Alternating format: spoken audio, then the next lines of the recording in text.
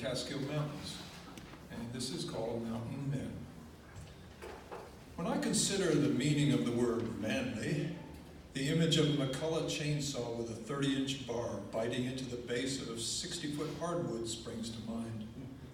In full control of the roaring monster, legs apart and feet planted, both hands gripping it hard and working it in ever deeper, is one of my uncles.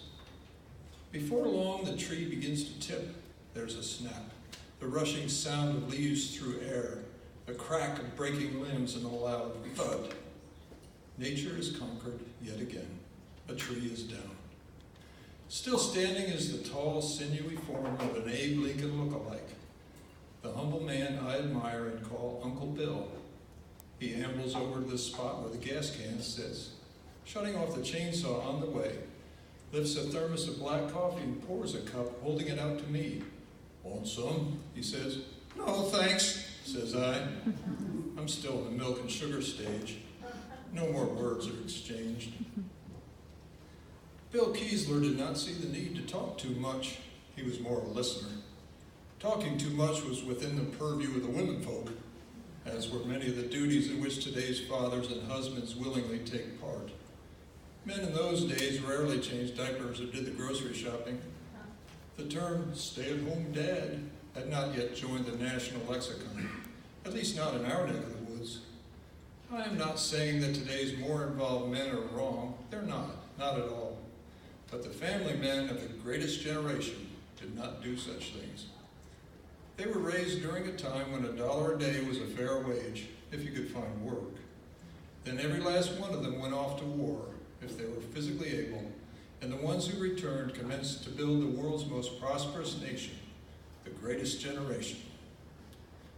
Uncle Bill was an army scout in the jungles of Southeast Asia. He lived because the enemy let the scout pass so they could get at the rest of the squad. My stepfather lived because the bullet that got him as he parachuted into France only went through his feet. My dad because the knife that went between the bones in his forearm didn't reach his chest. These guys were not expected to do diapers.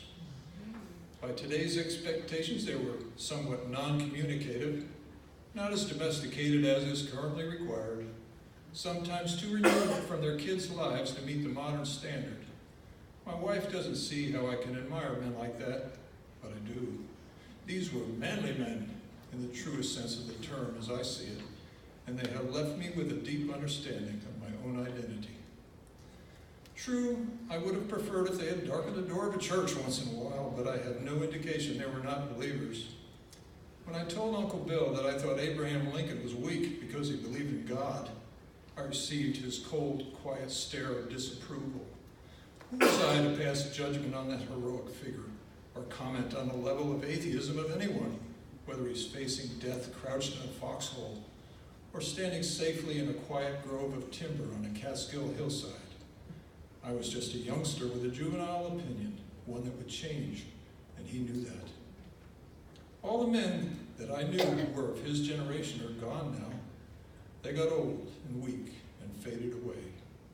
I feel blessed that I had those imperfect but manly men in my life, and I'm grateful for them. I would love to write more, but I have to get going. I gotta pick up some groceries.